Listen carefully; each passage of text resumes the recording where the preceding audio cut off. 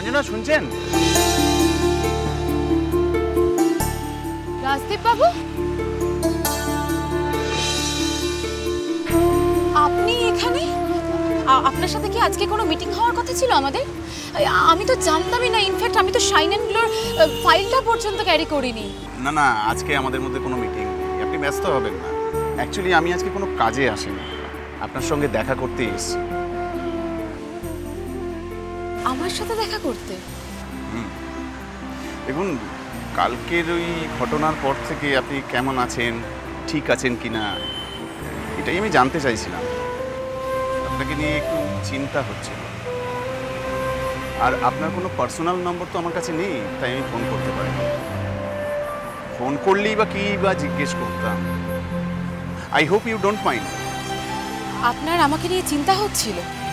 না মানে সেভাবে কিছু নয়, আপনি আমাকে ভুল বুঝবেন না প্লিজ। আসলে কালকের ঘটনাটা আমার চোখের সামনে ঘটলো, আগের দিনও, তাই আপনাকে নিয়ে একটা দুশ্চিন্তা তো হচ্ছিলই। আর তাছাড়া আমি আপনার কাছে ক্ষমা চাইতে এসেছি। ক্ষমা?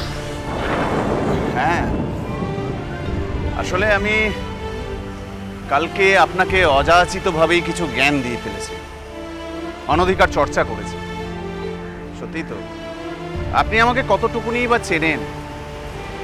আপনার পার্সোনাল লাইফ, ফ্যামিলি, হাজবেন্ড,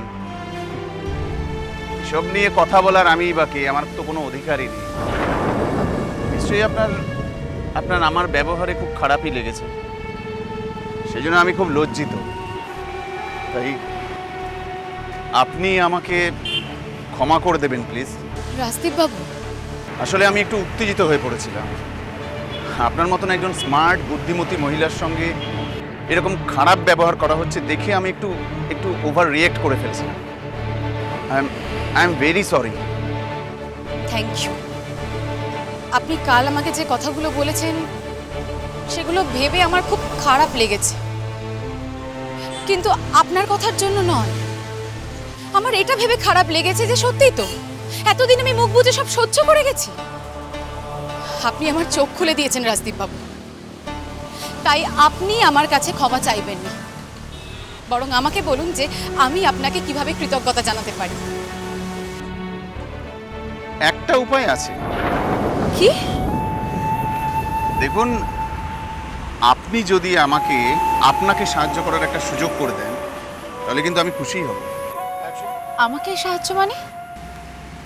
দেখুন, কালকে আপনার হাজব্যান্ডের কথা শুনে বুঝতে পেরেছি যে ওনার চাকরিটা হয়তো নেই, ওই জন্যই উনি একটু ফার্স্ট্রেটেড, ওভার রিয়েক্ট করে ফেলছেন। দেখুন, আমি আপনাকে একটা বিষয়ে সাহায্য করতে পারি, মানে আমার ইন্ডাস্ট্রিতে অনেক চেনা জানা আছে। এবার আমি যদি সেখানে বলি তাহলে একটা কিছু ব্যবস্থা হয়ে যাবে। অবশ্য যদি আপনি চান তবে। না রাজদীপ বাবু, আমি চাই না।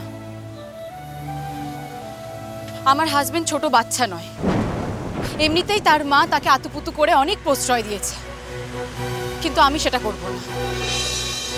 সে নিজের দোষে চাকরি হারিয়েছে, নিজে সমস্ত গন্ডগোল পাকিয়েছে। সারা জীবন আমি তার দোষ ক্ষমা করে দিয়ে তার ভুলগুলো চাপা দিয়ে এসেছি, কিন্তু আর সেটা করব না। নিজে গন্ডগোল পাকিয়েছে, এবার নিজে সামলাবে সবটা।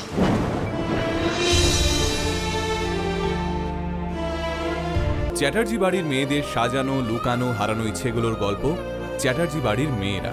দেখুন সোম থেকে শনি সন্ধ্যে 7টায় আকাশ 8-এ।